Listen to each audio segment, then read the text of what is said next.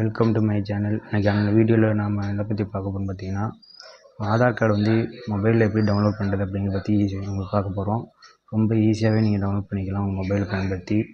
அதை எப்படி டவுன்லோட் பண்ணுறது என்னங்கிறத நான் உங்களுக்கு சொல்லித்தரேன் வாங்க. வீடியோக்குள்ளே போகிறதுக்கு முன்னாடி என்னோடய சேனலை உங்களுக்கு பிடிச்சிருந்தா அந்த சப்ஸ்கிரைப் பட்டனை கிளிக் பண்ணி சப்ஸ்கிரைப் பண்ணிக்கோங்க. கூடவே பெல் ஐக்கான் இருக்கும், அதையும் கிளிக் பண்ணி ஆளுங்கிற நோட்டிஃபிகேஷன் செட் பண்ணிக்கோங்க. ஓகே, இன்றைக்கான வீடியோக்குள்ளே போகலாம் வாங்க. இந்த வெப்சைட்கான லிங்க் வந்து நான் டிஸ்கிரிப்ஷனில் கொடுத்தேன், அதை கிளிக் பண்ணி ஓப்பன் பண்ணிக்கோங்க. ஓப்பன் பண்ணிங்கன்னா அதோட இன்டர்ஃபேஸ் இப்படி தான் இருக்கும். அதில் கீழே ஸ்க்ரோல் பண்ணி வாங்க.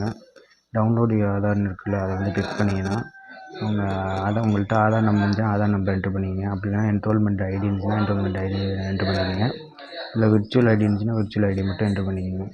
என்ட்ரு பண்ணிவிட்டு கீழே அந்த கேப்சாவை கரெக்டாக என்ட்ரு பண்ணிவிட்டு சென்டு ஓடிபின்னு கொடுத்தீங்கன்னா உங்கள் ரிஜிஸ்டர் பண்ண நம்பருக்கு வந்து ஓடிபி வரும். இந்த ஓடிபி என்ட்ரு பண்ணி நீங்கள் சப்மிட் பண்ணிங்கன்னா உங்கள் ஆதார் வந்து ஈஸியாகவே டவுன்லோட் பண்ணிக்கலாம். இது போன்ற டவுன்லோட் பண்ணிட்டு நீங்கள் இதை வந்து நீங்கள் எல்லாத்துக்கும் யூஸ் பண்ணிக்கலாம், அந்த ஆதார் கார்டை. ஓகே ஃப்ரெண்ட்ஸ், இது போன்ற பயனுள்ள தகவலுக்கு என்னோடய சேனலை வந்து சப்ஸ்கிரைப் பண்ணிக்கோங்க. கூடவே பெல் ஐக்கான் இருக்கும், அதையும் கிளிக் பண்ணி ஆளுங்க நோட்டிஃபிகேஷன் செட் பண்ணிக்கோங்க.